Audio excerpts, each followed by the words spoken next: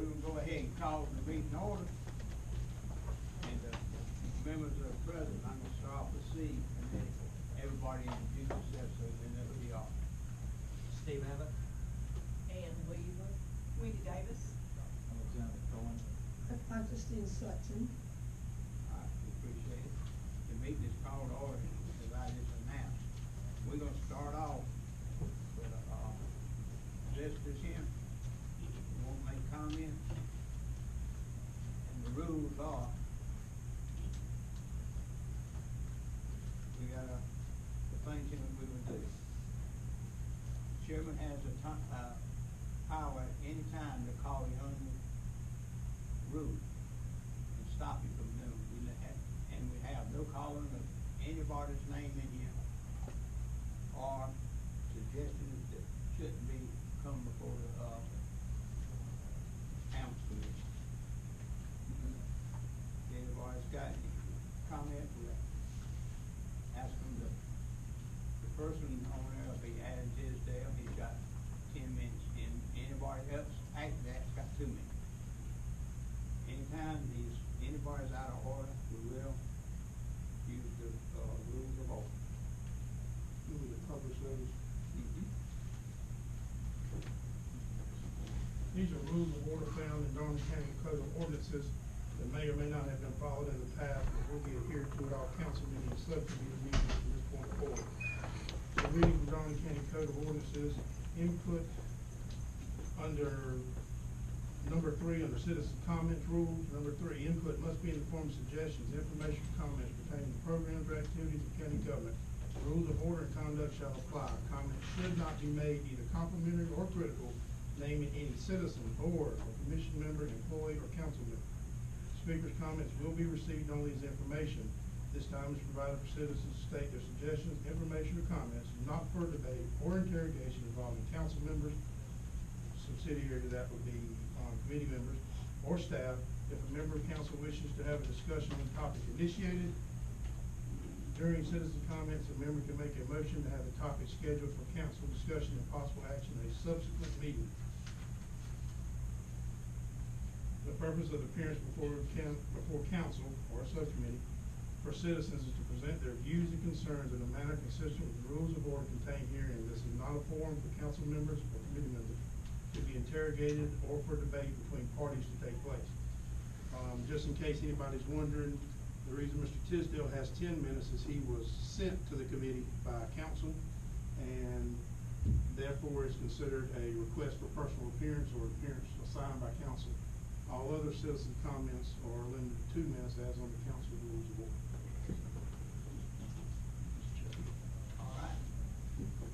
Adam, you first on the agenda. Good evening, and thank you for having me. Mr. Chairman, I'm extremely sorry I was not given the rules of order prior to the meeting, so if I outstep my bounds, please just call me out on it, I'll move on, okay? I have never seen those, No, I haven't studied. they haven't published them before, they'll be published to everybody requested from this point. So if I do this, I'm presenting very similar to what I presented at Darlington County Council meeting. It's just I will exclude names. Good evening, my name is Alan Tisdale, I'm a paramedic, and a proud resident and business owner here in Darlington County. First, I'd like to say I'm not here for any professional gain, because I do happen on an ambulance service inside of this county. I come to you today with significant concerns as it relates to Darlington County EMS and specifically management of Darlington County EMS. It deeply saddens me to see the county EMS agency that I have grown to love fall apart at the seams. I gotta edit this because of the rules, you know. Before I begin, I've already said about the personal gain. There were several openings. I understand some of those have been filled, since my appearance at the county council meeting. However, I also understand that 2 people quit today, so that opening ratio is probably still around 5 or 6, and I've not been an official number from June to November, but as of week before last, during the council meeting, there were 6 full-time paramedic openings here in Darlington County.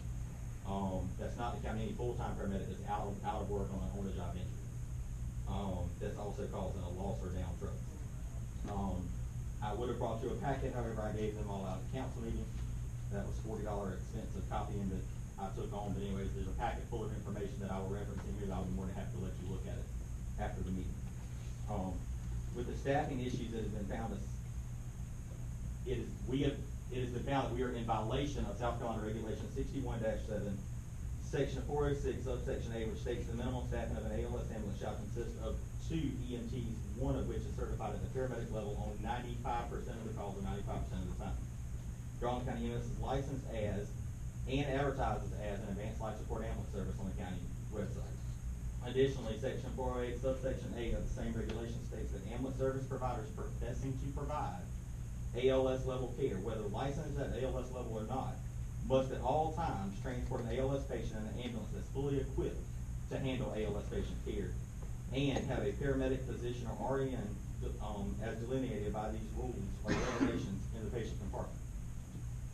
The second item in this packet is an agency profile that shows everyone that works at Darlington County EMS is listed on the roster, what their level of certification is. That's public knowledge and can be pulled at any time on CIS. There's also random copies of Darlington County EMS crew schedules that show there's numerous openings over since January. So this is not a new problem. It's been going on for quite some time. Since January, causing trucks to go down. At one point, I know for sure that the county ran on 3 ambulances with only 2 of those trucks being paramedic level trucks. There's also in here, and I'll be glad to give it to you, a copy of the skills certification, or the skills that are approved for each level of certification in South Carolina. That was revised on 2/13/2017. As of the meeting, there had been no release or updated patient care guidelines given out to emergency responders in Darlington County. That would state anything different than what the old 2010 guidelines said. Life-saving skills such as administration of naloxone or Narcan is being given by our counterparts at Florence County Sheriff's Office with great results. However, an EMT basic in Darlington County cannot administer it. South Carolina DHEC says that they can by nasal administration. There's been numerous occasions, and I think this has since been changed, and I may be wrong, but there was an advanced EMT level crew assigned full-time in East Darlington, which covers Dr. Cohen's office and several other places in the East Darlington coverage area, including Society Hill. I think the state that you actually represent, District 2, or Mr. Douglas's district, your transport time's gonna be upwards of 50 minutes when an advanced EMT in the back of the truck that can't do anything for your sepsis whenever you are, have hypotension with renal impairment. So the American Heart Association guidelines, as I've seen, like as I stated before, 2010 was the last protocols that I have seen released, or that I'm aware of being released. The last guidelines for AHA that does cardiac care, stroke, cardiac arrest, the guidelines that set forth by the nation was in 2015. So the protocol for Darlington County has not been updated, to my knowledge, to match those guidelines that were released in 2015. As I was a paramedic at Darlington County for several years and assigned to East Darlington, and a great percentage of my calls there wanted treatment that could only be provided by a paramedic, specifically once again with transport times of over to 50 minutes. Darlington County Continuing Education Program does not meet regulations. Just months before last, they stayed in service for 45 minutes. 45 minutes of what in-service training is supposed to be 3 hours monthly. They stayed in there for 45 minutes. I think it should be able to be verified by the Darlington County timesheet.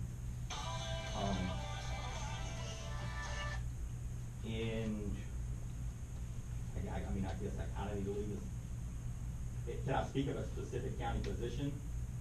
So, I can, okay, I'm being told yes and no, so. You can't name a name. Okay, so Darlington County EMS Director, the paramedic certification for that said individual lapsed in March of 2015. As per the CIS profile, which I have a copy of, it shows that it was expired.